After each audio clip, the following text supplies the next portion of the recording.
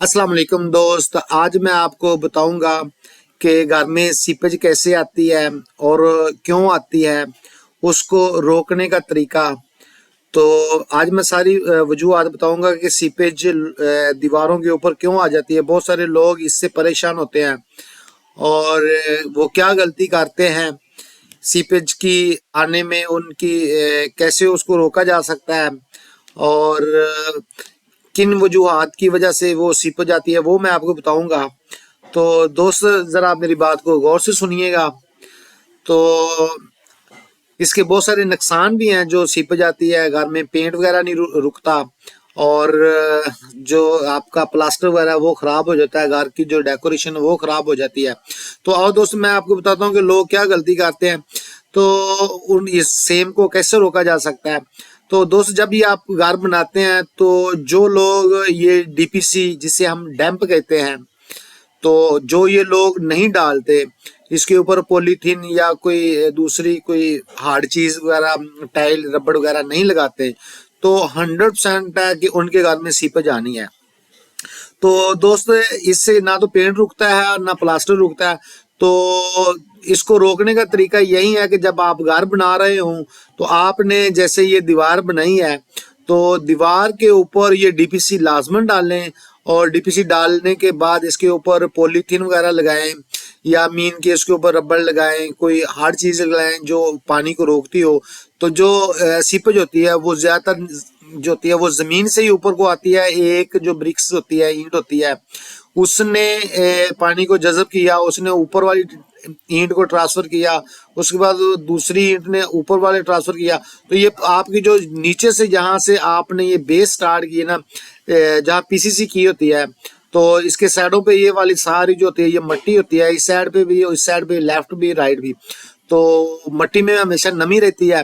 जब घर बन रहा होता है तो सारा पानी जो होता है वो नीचे जज़ब होता है और इन दीवारों जो होती हैं, ईंटें होती हैं, वो जज़ब कर लेती हैं।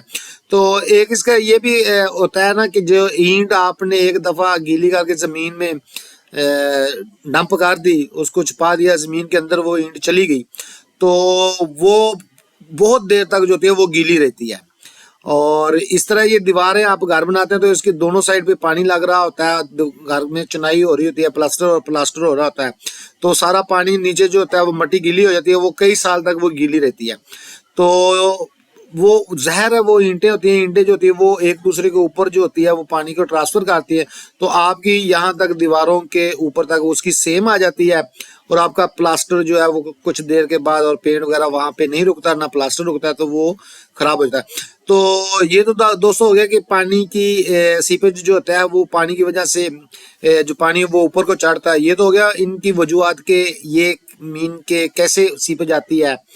तो इनको रोकने के लिए इनका तरीका मैं बताता हूँ। जिन घरों में आप घर बनाते हैं ये डीपीसी जिसे हम डैम्प भी कहते हैं, वो लोग नहीं डालते, तो वो वाले 100% के घर के अंदर सीपेज वगैरह आएगी।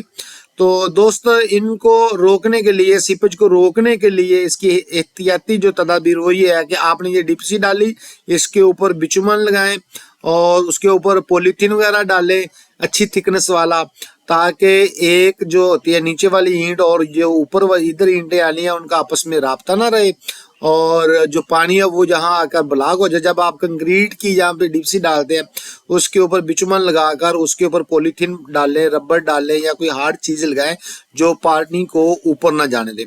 तो दोस्त जिस घर में ये नहीं होगा डैम्प वगैरह, वहां पे 100% जो है वो कंफर्म है कि सीपेज आएगी।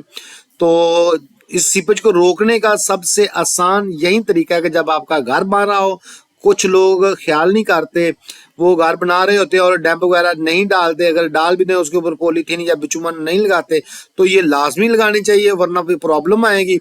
तो इस सेम को रोकने के लिए जितनी भी आपके घर में सीपेज आती है तो उसका हल यही है कि जब घर बन रहा हो तो आप डीपीसी के ऊपर आकर बिचुमन लगाकर पॉलीथीन डालें और पानी नीचे वाले जो ईंटें जो गीली होती है और ऊपर वाली जो होती है ईंटें, उसको डिस्कनेक्ट करें आपस में। पानी जो आता है उसकी आपस में मिलाप पानी का जो खत्म करें। जो ये नहीं करेंगे उनके घर में सीपेज आएगी। जो ये डीपीसी डाल लेते हैं तो उनके घर में ये सीपेज नहीं आएगी। तो दोस्त जब भी घर बनाएं तो आप डीपीसी लाजमी डालें और उसके ऊपर बिचुमन और पॉलीथीन लगाएं।